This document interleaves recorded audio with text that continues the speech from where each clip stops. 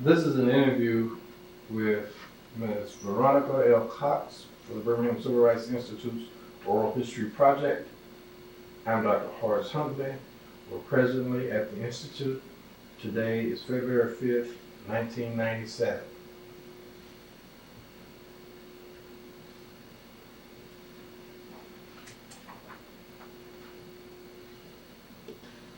Ms. Cox, I want to thank you for taking time out of your busy schedule to come and sit and talk with me today about growing up in Birmingham, Fairfield, and talk about the movement.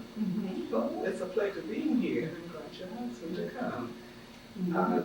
Tell me about your parents. Were they originally from Fairfield? Oh no, my parents are from Marengo County.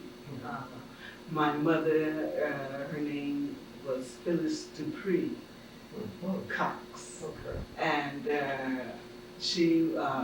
her father was Arthur Dupree, who was one of the richest black men in Marengo County, black or white. Oh, is that right? Yes, and he had white people working for him.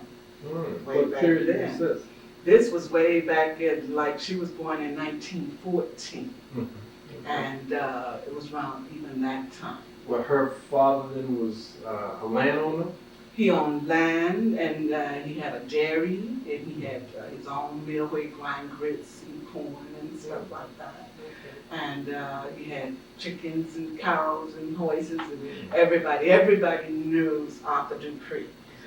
Even when he moved from Marengo County to Birmingham, he brought his whole family. They were married, but he brought his children and the husbands and the kids that they had, and they had sort of a caravan, and they moved to Birmingham, and they had livestock and different things with them. And he had so much money when he moved that the police stopped him and arrested him, locked him up. Is that right? Said that they knew he had robbed a bank. And so he had them to call back to Marengo County to tell the people tell them who he was. Right. And they told him, this is Arthur Dupree, one of the richest black or white men down here. And you better let him go. If every penny he has is his own money, you know. And because even when my mother was a teenager, she had an automobile at 12, 13, because he had an automobile, and they always wanted to drive it. And he went and bought them a car in New Orleans and brought it back to them. And my mother say, and they would drive it to school, you know. One time they would. Well, what did he do once he arrived in Birmingham? He opened up a store in Fairfield, and he sold food, and he would let people have things on credit.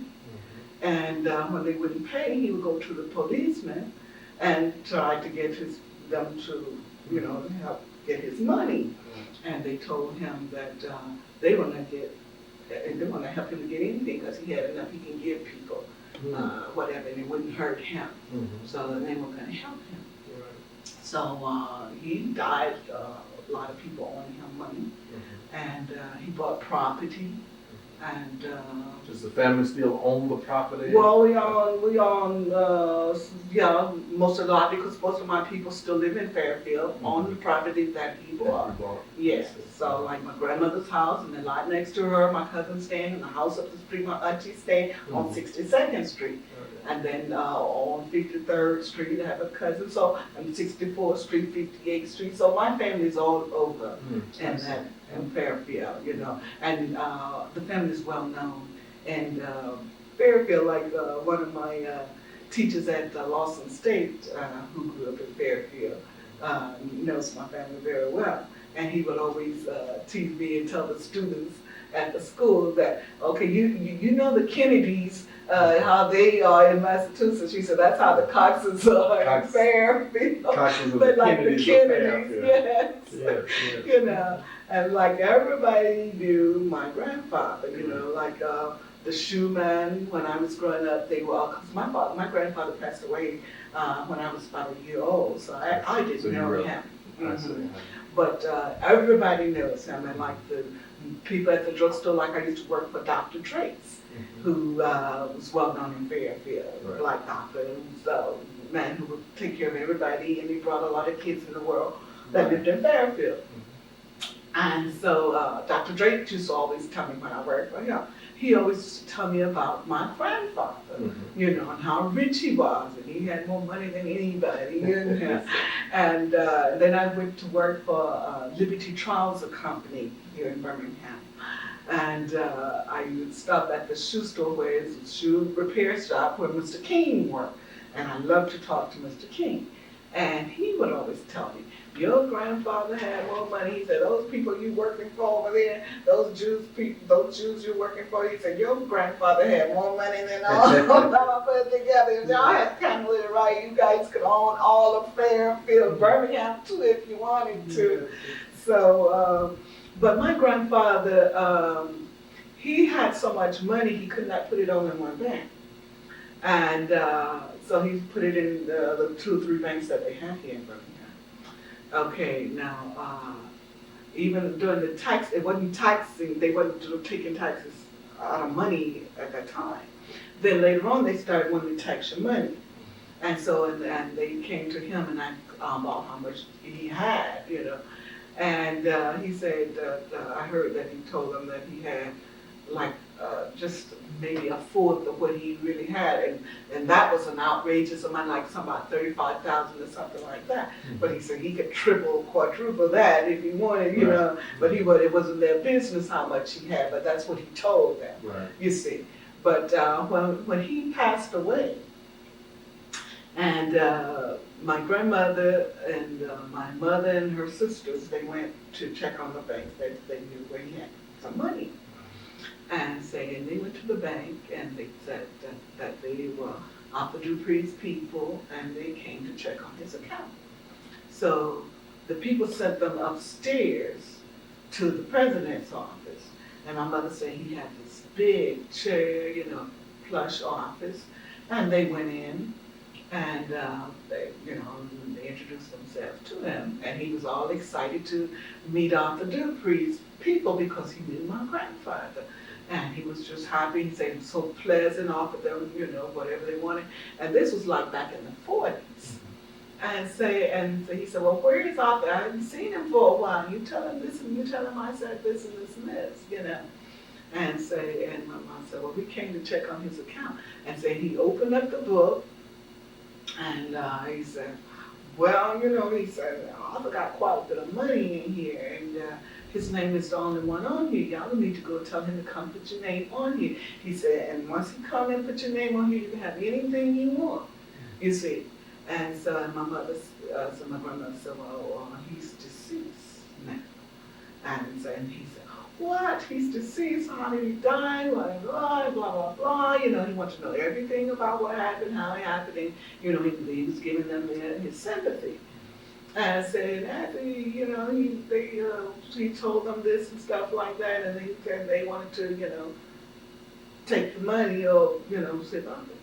So he closed that book up and said, Arthur Dupree don't have any money in his bank. And turned that big chair around his back to that. And that was it. Is that right? And they walked out. And my mother and her sisters tried to get my grandmother to get a lawyer. And my grandmother said she didn't want it if he didn't want her to have it. She don't want it. And they couldn't go over her to do it. And my grandmother didn't pass away till like 78, 79, something like that. So from the 40s to the 70s, nobody checked on it. And so now after she has passed, then I don't know whether the statute of limitation ran out or the books, you know, they didn't have computers or anything in those days. And all the records are, you know, nobody knows where they are, and nobody, you know, has done anything. So the money is still there. Somewhere. Someone has the money. Somewhere, Yeah, and I have one tragic. aunt left that is capable of doing something, and another aunt who is in the home, and which her mind is gone. And the other two, like my mother and my her other sister, Right. they're deceased. Mhm. So, but we can't go over them. Mhm. And the years have That's true, passed, yeah. and nobody can do Yeah. anything, and Black they people don't want lost to. a lot of money. in Yes, that manner. yes. Yeah. And that's how his money got away, Mhm. because he would buy horses and things for my cousins and stuff. Like, Mhm. even I had a cousin who he was crazy about because he was the first grandson. Mhm. And my father used to say, well, the first grandson, whoever had the first grandson, have to give him to me because he had all girls, you know. He had one son, but the baby died infant. And so when the first grandson came along, he just like took him. His name was Zadok. And so he was so crazy about Zadok. And like in the 40s, Zadok, he had bought Zadok this white stallion. And they are crazy about the horse. And the horse threw him up there by Robinson's school. The horse threw him. And he hit his head on a rock or something. And got a big gash. And they took him to Dr. Drake's. And Dr. Drake sewed up the wound, but did not give him a lockjaw shot.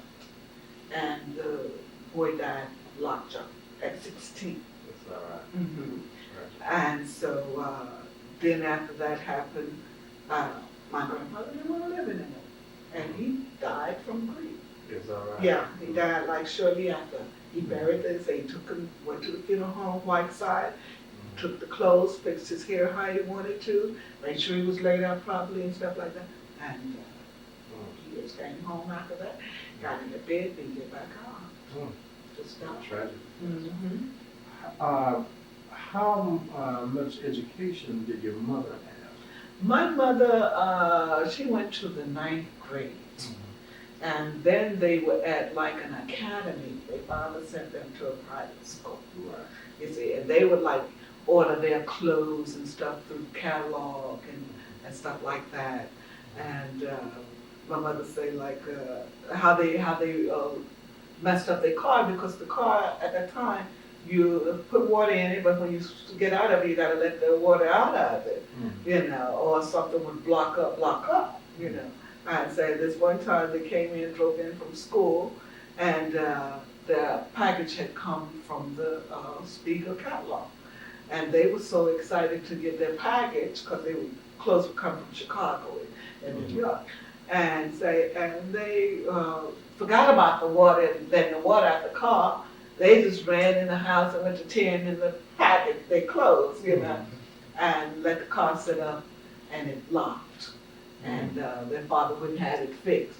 And she said, we'd sit there and just ride it But right she there. said that they'd have to let the water out of the car every time. Every time you stop it, to let it sit up, Mhm. you gotta take that water out.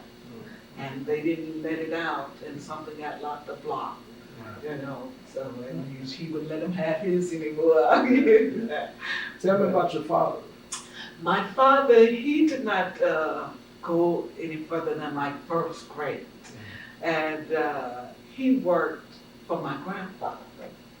And his mother and father had quite a few children. What did he do for your grandfather? Like sharecropping and stuff like that. In Fairfield? You know, in Marengo County. Oh, okay. And when he married my mother, see, that was like an arranged marriage. Okay. That my grandmother and grandfather arranged for my mother, because they were crazy about my father, and he was a hard worker, Right. and he would provide for her. And so they arranged for him to marry her. Because my mother used to say, I wasn't in love with him, you know, I loved some other person, she would call the name for, you know, but my mama and them made me marry him, you know. But it was the best thing that could have happened to her, you know. But he's a very hard worker, and he What loved did he children. do when he came to Birmingham? Did he He still started work worked at United States Steel. there? Okay. And then my uncle and my father got them all, grandfather got them all jobs at United States Steel. All his son-in-laws, he had Right. 3 of them, he brought from Marengo County. You know, so they all started working at United States Steel. Right. Is that, and Did your mother ever work outside the home? no, she was a housewife, yeah, and loved to dress because that was her thing, and she just loved to dress, and stayed at the school. And all the kids, all the teachers knew her. She was always a homeroom mother or something, and you look up and there she is, and you just go, oh Lord, why She's back again.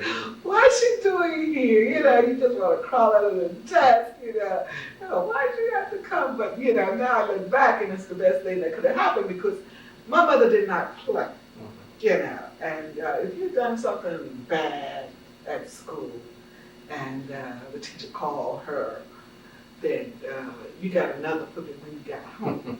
Yes, Right. and like she would have to, sometimes bring like my brother or my sister, because I was just too afraid of them myself to do anything. But I had a sister and a brother who would take chances, and every time she would find out about it, and sometimes you had to take them back to school and put them in front of the class or put them in front of the principal and stuff like that. How many brothers and sisters did you have? I had two brothers. I have one now, and I have 6 sisters. So there were 9 of you? 9. Where did you fit?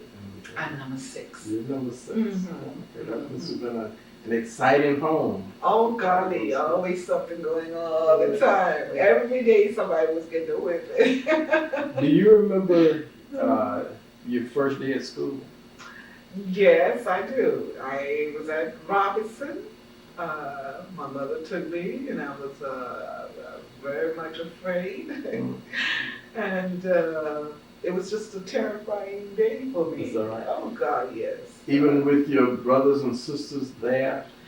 But they were in other classes, and I didn't see them. And I'm here with all these strangers, and I didn't go to kindergarten or anything like that. Oh. And this is the first time that I had been outside the home, and in first grade. And here all of a sudden I'm taken from here and I'm put over here, and all these kids and all these strange things going on, and I'm like, golly, I was just like scared of my own shadow, and so I'm scared to move or do anything. What do you remember most about Robinson? The years that you spent there. Oh, golly, a lot of things. I was, I know, I didn't come out of my shell until I was like in the 7th, 8th grade, most of the So time. Robinson went from 1st grade. 1st through 8th, it's been a lot of years there. And the teachers was, I had some real sweet teachers and some that I didn't care a lot about, But it was a nice time, and then it was a scary time, and it was pretty good sometimes. But I didn't like school for some reason because I don't know, every morning I would get up, I would cry about something. It's all right. Because I didn't want to go. Even when you got to the 8th grade? Oh, but you stopped crying by then. Yes, it was better then. But in the beginning, I just, oh God, I didn't want to go there, What about Fairfield High School? What do you remember about Oh, today? now that was a beautiful time. I enjoyed that, and the time went by so fast. I remember because I had a couple of friends that I used to hang with, and they were Gloria Bennett and Gwendolyn Abbott, and we stuck together like thick and thin, and people used to call us the 3 Musketeers because we always was together. Always together. And it was nice. We were good kids, even though they got expelled, I did. They got expelled. Why did they get expelled? Well, Gwendolyn was a very quiet girl with other people, And Gloria and I pushed her up to fight this girl we didn't like. We pushed Gwen on the girl, and the girl pushed her back, and then Gwen just went crazy. You got her expelled. We took off running. Because the crowd started together, and we took off running. Who was principal at the time? Mr. Oliver, he's the one and only. Oh my God, he's the granddaddy of everybody. Everybody, and he knew you. He knew everybody's family, everybody's mother. And he did not play. He did not take any mess, you know. And even when you weren't in school and you ran across him, he would discipline you if he saw you doing anything, or you were somewhere where you weren't supposed to be, he would find out while you were there. So he was like principal, and he was like daddy and everything else, you know. And everybody was afraid of him because he did not play. And you would be, you know, walking down the hall or something like that, or chewing gum or something like that, and he just step out from behind the locker, step out from like out of the woodwork or out of the wall. He just, all of a sudden he's there. You don't see anybody, and then all of a sudden he's just standing right there, you know, and you know, where your hall pass, or you know, where you're supposed to be, and And honey, if you didn't have a pass, you better go in that room, because he'd go to the office, and you knew you were gonna sign the sheet, or you're gonna get a whipping. You see, and when you have to go in and sign the sheet, that means you got to stay after school and clean up. Did you have a choice? No. No, just depending upon what he wanted at that time. Praise the Lord, I never did get a whipping from him or so most time he would have the parents come up and whip the girls. But he would call the coaches in. If he didn't feel like whipping the boys, he would call some of the football coaches and have them to paddle the boys for him. Were you active in extracurricular activities? Well, I was in the choir through junior high school, and then I was in the choir 4 years of high school. I was a member of the Red Cross and student council or some. We used to have that. We used to operate machines and movies. I helped with the movies for little children. Yeah, and different other little clubs like but we had another club, I can't remember. But I was a member, I knew about the choir because I loved the choir. And I was in the choir. We had Miss Art, she was our teacher at one time, and then Miss Battle. And we had a very good choir. What about growing up in Fairfield? What was that like? Well, it was nice because you knew everybody. Everybody knew everybody, and everybody, like your neighbors could discipline you if they saw you doing something wrong or something like that. But I always say, you know, like Fairfield's like a little community by itself, and it's like a family, family community. And in my family, the girls had to stick close around the house. And, you know, if you go anywhere, if you're playing and stuff like that, you can't go off the block. And then if your mother called you, if my mother called, and we could not hear her calling, then we were too far. Even if you were on the block and you're on that end or you're on that end, you're too far, you can't hear. You see, and then if somebody will call you and say, hey, your mama called you, or scream, your mama called you, you know, you just take off running, you know. So, because you knew if you didn't get there soon, you should go with you, because my mother didn't play. I keep saying that because my mother loved she was a person who demanded respect, and she was a disciplinarian. I mean, she just, you know, you're going to be a sweet child, an obedient child under her roof. You know, she just didn't take no mess. And like my mother just passed in April of last year, and during the wake and even at the funeral, different ones that were talking about her, your neighbors or members or families or friends about, you know, the children and stuff, they would all talk about how she loved to whip. And friends would say they would be over and say, when Miss Cox get the whip, she didn't care who she whipped. If you in there, you gonna get something too. Yeah, so they say, when she get the whip, we try to ease out of here. Because she was gonna have discipline, if nothing else. What kind of recreation did you have in Fairfield at the time? Well, we had Willie Mays Park, and then. But it wasn't Willie Mays Park. No, it wasn't then. It was just the park. Right. We had the snack bar, but you know, the snack bar was off limits to us. You know, the lady next door, Miss Sneed, she owned the snack bar, and it's right across the street from our church. And we used to slip out of church and go over there, or go over there after church or something, because it was, you know, it's a nice place. And but my parents, There's another little place.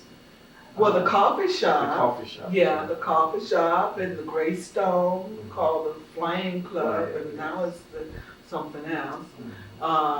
There were different little places, but like I say, we couldn't go. My mother just, we just didn't go there. Oh God, yes, and like, you know, and in the evening time when kids get out of school, that was to hang out in the morning time and in the evening time. That was to hang out. Everybody went to the snack bar. And so anyway, my mother and my father, because you could sit around front porch and look up there and see people going in and out. And if you went in there, you better hope they didn't see you go in there, you know. So at the snack bar, you probably had a jukebox. it did, a jukebox, booths, and it's still like it was even back then. Right now, the church bought it now, but it was just a nice place for the kids to hang out. And I remember one time after the seniors picnic, we had, you know, every year at the end of school years, they have a picnic for seniors. And so this one time, after the picnic, we just, you know, followed the crowd into the snack bar. Okay, before we can get in there good, here my mother sent my sister up there, little sister. Excuse me, say, tell them they better bring their party home. Yeah. And so my sister, she comes and she stand up in the door and she screams in the play, "Baby sister," because they call my sister baby sister and they call me Doc. "Baby sister and Doc ready, so y'all better come home and she me right now," you know.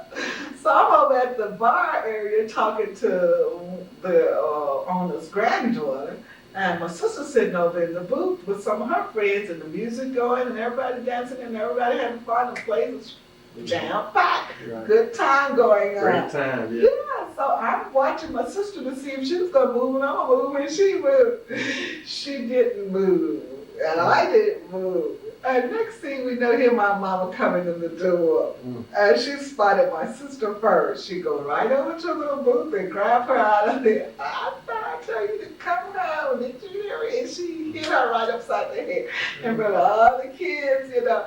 And I slipped out the back through the kitchen. I said, "She's not gonna get me like that." I flew out the back door. So that's how she didn't care where you were, because like my sister was the leader of the band at Fairfield from the time she was in the first grade until the time she graduated from Fairfield High School. She led the Fairfield High School band. Majorette? Majorette. And then she became a drum major. And so she had freedom to go with the football and all that stuff. And so after the football game, you know, she's supposed to come home because you could see the lights from the park where we live. You know, when those lights go out, they know how long it takes you to get from the park to home. And so you better be coming on in there, you know. And so sometimes she mess around with the car, and every time she always end up getting it, you know. And so then sometimes she asked my mother if she could spend the night at my aunt's house, because my aunt had kids our age. And my aunt would let her kids have more freedom than we had. And so my aunt said, "Okay, yeah, you can go and spend the night." So after the football game, she goes to my aunt's house and she spends the night with the kids. Okay, so my mother called down there to see, you know, did she make it home from the game? So my aunt said, "Oh yeah, she came so they came in here, changed clothes, they gone down to the Flame Club, it was called Greystone then." And so my mother said, "I ain't telling her she can go down there." I said, "I told her they could go." "Well, I ain't telling her she can go." My mother got out, came down to the club, sure did, and said, my mother got her friend, Mr. Henry Washington, to ride down there with her. He's a man. And Mr. Henry Washington went in there and told the man to tell Bobby that her mother was out here waiting for her. So the DJ announced over the speaker, "Bobby Cox, your mother, they come out there, she out in the corner waiting for you." My sister was so embarrassed. that's the way my mother did things. She did not care who or what. Her word was it, and you had to go with that, like it or not. And you didn't do that very often then. Ooh, I was too afraid myself. So I would not go places because the answer was always no, you see. So I was like, I didn't do anything when I was growing up. Like my first time going out, other than prom, I graduated from high school and had moved to New York and came back home before I started to go out. And then, even then, I was, I said, well, if I ask, they're going to say no. So now I'm like, I'm about 21 now, so I'm just going to tell, I'd go in such a place, So that's how I start to ease out. But other than that, now. Well, as you grew up in Fairfield, did you ever encounter any racial problems? Only one time that I could remember, and I was young then, and my sister and I, and my brother, he took us to the movie. And we took the bus for the first time because, see, this was another thing, we never took public transportation. Because my mother would always take us wherever in the car, you see. So this one time she let us go to the movie with my brother. This only time I ever remember going to the movies when I was young. And being new, first time on the bus, we just get on the bus and sit down anywhere. And we were sitting in the white people area. And it was in front of that thing saying white on the side, color behind and all this stuff. And it wasn't the white people that told us to move, it was the black people that was like, y'all gotta get up, come up here, y'all in the wrong spot, And so that was about the only thing, but we never did come in contact with too many white, other than the insurance man, the milkman, the postman, and people like that. And they were very friendly. They were very friendly because the mailman, he used to come and he put the mail out and he put his bag down and he'd be out there playing ball with us. Whatever we'd be doing, he'd get out right there and play with them. You see, the milkman, he was very friendly. And the insurance man, we just, he knew us, we knew him. And, that was the only white people that we came in contact with. And then like we would go downtown Birmingham for holidays, when you go shopping for school, or Easter, or Christmas, and things like that. And very seldom we would go just go. Every once in a while, maybe 3 or 4 times a year, maybe my mom would put us all in the car and let us go downtown with her when she's going to pay some bills or something like that. But other than that, we didn't go. What did you do after high school? After high school, I went to Booker T. Washington Business College, and that's where I got involved with the civil rights movement. How did that happen? Well, I was at Booker T, and then the movement started, and Dr. King and all of them were staying over at the A.G. Gaston Motel. And I used to go to the mass meetings every night after I go home, I put my books down, come back to the mass meeting. How would you get back? My mother, they were involved, my mother, my sister, everybody. Everyone was involved. So you attended the mass meeting? Oh, every night. How would you describe a mass meeting? Oh, jam-packed, full of excitement. The electricity was in the air, and it was just fabulous because it was like hope, you could feel a change taking place, and all these black people had come together for the first time that I had ever known all of us coming together for the same accord. Everybody wanted the same thing. And it was nice. It was just nice. And then Abernathy, everybody loved to hear him speak because he would always keep you laughing. He was just full of fun. And when Martin Luther, Dr. King would get out there, it was just, you could hear a pin drop. And he, everybody, he had everybody's attention.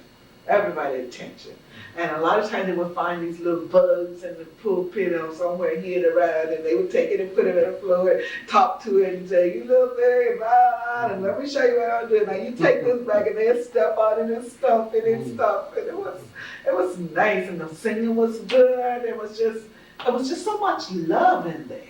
It was just so much love there. So was your father involved also? My father wasn't involved, but he was supportive. Because my father, he's like a quiet man. Right. He don't say much, you know. But The day that you were arrested, how did that come about?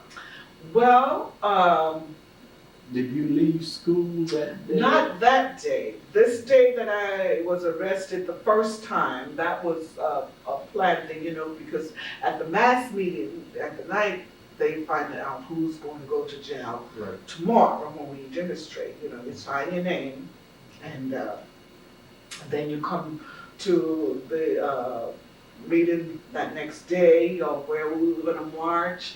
And you just march, and then those who go into jail cross over this line. When they say, if anybody who cross over this line, going to jail, and if your name down and you decide you're going to jail, you just crossing over the line. So I knew I was going to jail that Good Friday. I went with Dr. King, Abernathy, and Shelwer, all of us, you know. And so I marched on Good Friday, and went on, crossed the line, got thrown in a paddy wagon, and went to jail. But before that, I had been demonstrating every day. You know, like every day I get out of school at 12 for lunch, and I go over to the 16th Street Baptist Church. And then from there, we get our signs, or we get whatever we're gonna go, and we just go on downtown at the different stores and march and protest and just march and And sing. you do that for your lunch hour and then Yeah. you go back to work? Well, Go back to school? most times I went back. A lot of times I did go back, and then sometimes I didn't make it back, you know. Because I remember this one time that I came back late because I didn't make it back that day. So, but I had put my books inside, so I went back to get my books after school had closed. And Miss Gaston and Miss Mitchell, who's my English teacher, was outside talking. And so when I went to go into the building to get my book, Miss Gaston said, "Cox, what's going on over there?" And I just went to that, and I blah, blah, blah, blah, and this happened and that happened. She said, "Yeah, I figured we could ask you would know, because you be over here, both of you be here." And I thought, oh, well. You said the first time that you were arrested, were you arrested more than once? Yes, because after we went for, we got put in jail for Good Friday. And then like about a month later, we had to meet court. And so now this time I didn't plan to go to jail. I didn't know we were going to go back to jail. And so I didn't even tell my people that I had a court date. And so I just left my books in my, you know, in the school. And I walked over to the courthouse, because I'm going to come back, you know, and pick up everything. I walked over to the courthouse to meet the court date. I went in there, and I heard them call my name, and you know, and they said, "Well, it's and this," and they few of them got on the stand, and they asked different questions and stuff, and then they found us guilty and sent us to jail, you know, and we had to march out of the courtroom to the paddy wagon, and from there back over to the south side to jail. Awesome, and I stayed another week. Tell me about the first time. How did that occur? You said you were demonstrating. Were you picketing or were you sitting? We were singing and marching, and you know, when you get to a certain point, and the policeman is down there, and they tell you can't go in the front, and if you cross over this line, you're going to jail. So we just singing and walked on across, because we planned on going as far as we can go to sing in the march and the protest. Were you just leaving the church, or were We you... left the church. This church was down the 16th street. It wasn't 16, it was the one down the street from 16th Street. Okay. And we walked on up the street. They let you walk so far. We walked a few blocks, you know, and the big crowd was with us. And we walked on down, and you know, and then when we got into the downtown, almost downtown area, they said, you can't walk in front of anybody cross over this line, it's going to jail, you know, and everybody just kept on walking and singing, and as we walked, they just pull us, throw the signs down, throw us in the paddy wagon, you know, and so, and Dr. King and Abernathy, they just really like rough them up, you know, unnecessarily, they just pulling and shoving and just really disrespectful, you know, they did a lot of that, they did a lot of that. Where did they house you? Was you On the south side, and it was like very bad, poor condition. I mean, because at that time it was, at least it had to be like 100 or 150 women. You know, it was like, you know, quite a few of us. Really packed. Packed in there, packed in there. And they were iron bunk beds, no mattress, no You pillows, slept on that. on the iron, no cover, nothing, but just iron. How long were you bed. there? A week that time, and then a week the last time, you see. But, and you had one big long room, you know, bunk beds on both sides, you know, and then the bathroom with no privacy. And we just, you know, and then lunch and dinner was unbearable. I mean, the food was like something you wouldn't want. You know, you hear about jail food tasting bad and all bland and no seasonings, and that's true when we were there. And in the middle of the table, they had this big can full of salt. You think it's sugar for your coffee. There was no sugar, no cream, nothing for your coffee. And they give you this black coffee and just beans and bread, and I mean, it was awful. It was awful. Did you do any work while you were there? Well, I didn't, but some of the people, if they wanted to get out, they could go to the laundry room and stuff like that. And a couple of people would go, but I didn't. Did you have other siblings that were your brothers and sisters there at the same time that you were? No, sure wasn't. But I have a sister who had intentions of going to jail.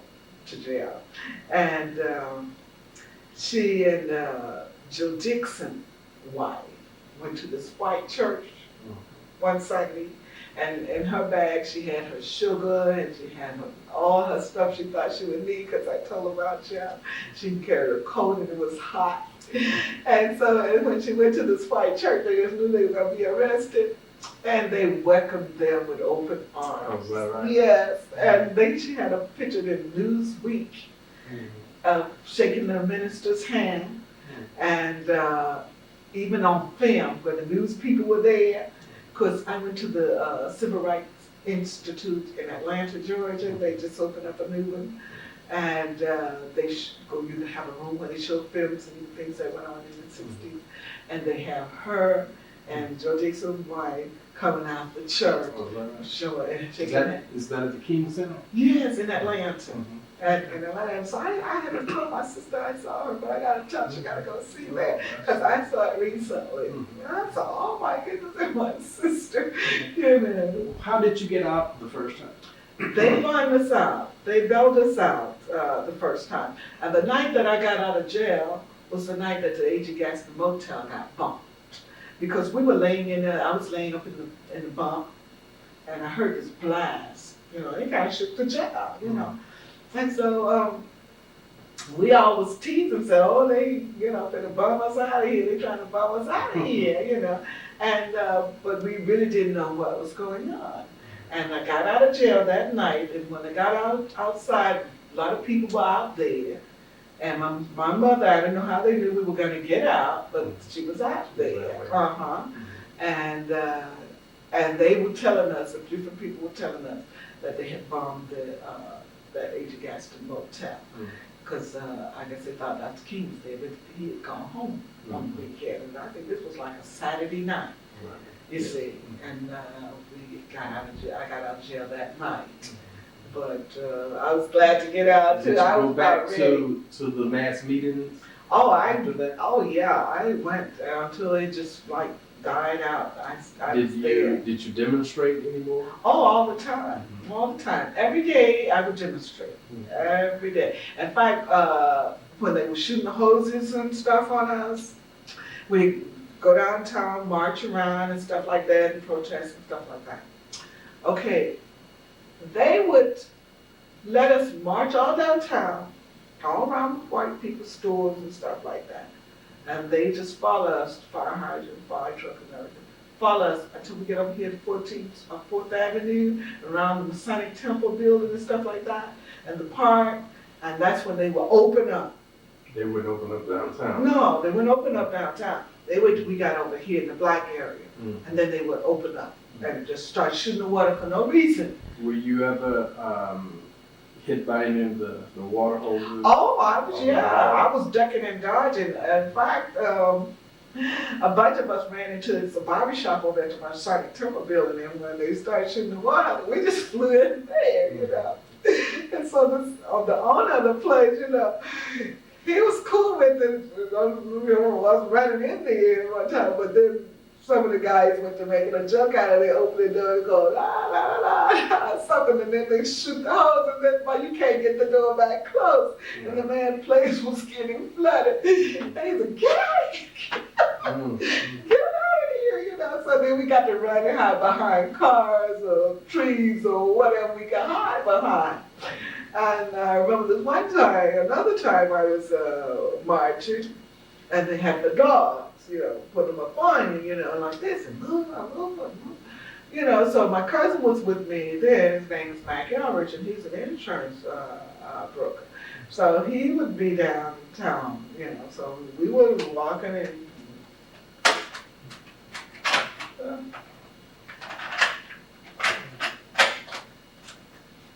so we were walking, and so then the dog, you know, the policeman said, move, no, you know, so I said, well, you know, I'm not doing anything, so I just kind of like moved to the side, let them by, you know, okay, you want to get by, go ahead, you know, I'm where I want to be. So I kind of like moved and let him by. Okay, now, then he looked back and saw that I had moved back. You know, I wasn't moving. So now he was going to come back with the dog and put him up on me, you know. So I'm standing here, my cousin pulled me back. And the police holding the dog, and he let him trying to scare me. So, but it was another man who was just had gotten so angry at this, and he pulled out his knife. And he just went to stabbing the dog. Is that right? Oh, yes. And honey, the police all just came and ran and grabbed this man, threw him down, and just went to kicking and handcuffed him and threw him in the car. And the dog laying there kicking, you know, and I kind of said, see what you did? They just left the dog? No, the policeman took him off and stuff, you know, but I'm sure he died, you know, because he was just kicking. Did you know the man? That, No, you know, I didn't know him, but he saw what, you know, they were trying to put this dog on me. And I guess he just was mad, Right. you know, and he He just took his retaliated. knife out and he just went to stabbing him, you see. Did you ever hear anything else about No, I did not. So I don't know, you know, because there were so many people and so many Right. things that was going on. Because even I was in jail with this lady I had seen them manhandle. She was giving them a run for their money now. A big, heavy set lady. I mean, she was fighting them, but they were wrestling her down on the ground like a man, you see, and locked her up. She was in jail with me, but I was angry. A lot of other people were angry how they had done this lady, and she was not a young person, you see. Yeah, but they manhandled her and threw her down and handcuffed her and threw her in jail with her. Because she said something back to them that they didn't like. And my cousin got locked up, and she had not planned to be locked up, but this policeman said something, she said something back to him, like they got her head covered and on her way to jail. Because I looked up one time and she was coming into the courtroom one time for a hearing, and I wish I didn't know she was This involved. was at the same time that you were in the court? Uh-huh. But after you went to court. You were found guilty Found guilty. and arrested and sent back. Sentenced, gone back to jail. I stayed another week until they dropped the case or whatever. I don't even know what happened. All I know is they came back another time and told us we could go. So how many of you were in there the second time? Oh, a whole bunch, because at that time people were still in there. Okay. You see, so it was, you know, a whole bunch of people. I think it was even more the second time than it was the first time. You see, but each time it was quite a few. You see, so yeah, it was quite a few people in there the second time too, because it was still going on. You see. So even after you got out the second time, you still demonstrated? And Yeah, you basically just stayed I active? stayed active until it died out, and then when it died out, I left. And I went to New York, and you know, to see if, you know, I liked it there, and, you know, try to make a change. Right. And stayed up there for about a year, and then I, you know, I just didn't like it, and I came back to Birmingham. And then I couldn't fit back in. So after a couple of years, and I took off to Los Angeles. Well, San Francisco first, and I stayed in San Francisco about 3 or 4 years. Then I moved down to Los Angeles. And from there, I went to Miami and stayed there for 9 months, job related. And then they transferred me back to California. And that's where I stayed until 1988, from the 60s to the 80s. And then I came back home to Birmingham. And just been in and out, going down to Atlanta and doing some work down there. And then here in Birmingham, you know, wherever I could get, you know, get my work. And then I had been traveling with a play called Things Ain't What They Used to Be. The lady who wrote God Is Trying to Tell You Something. She wrote Things Ain't What They Used to Be, Stop the Noise, Bring Back the Music, Delilah, William. And so I've been working with her for about 3 or 4 years. What were you doing? I'm a makeup artist. And then I worked with Shelley Garrett's Laundromat. He had a play out called Laundromat, and I toured with him doing makeup for his play. And so then about April, March or April, because I came off the road just in time to be with my mother before she passed away. And so then I worked for Prime Brothers in Atlanta, doing freelance for them. And so that's what I've been doing. So you've had the opportunity to see parts of the country then that you wouldn't have. Oh, God, yes. And the best part about it is it's at someone else's expense.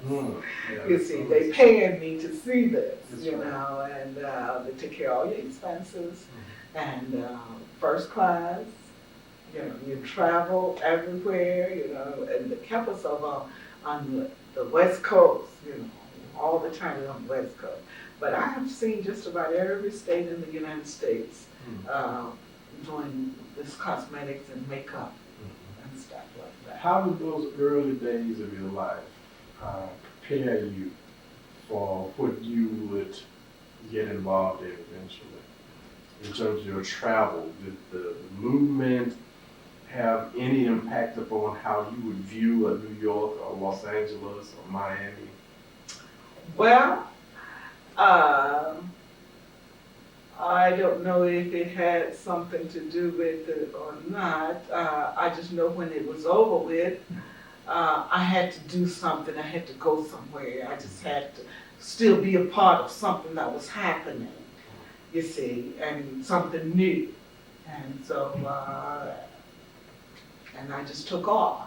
You see, to keep some excitement going. Like a friend of mine said, you just always have to be around something exciting, but I just like to be out here. I like more than one thing. I like to travel, and I like to see other cultures and what other people are doing, and be around all types of people, you see, to learn about them. It is really nice because when I was in San Francisco, I work with, at Farmers Fund Insurance Company, and I work, with people from everywhere. Burma, Japanese, and man from Russia, and another one from Mexico, and my boss was from Germany, and another Mexican friend, and just, all types of people, and we all got along.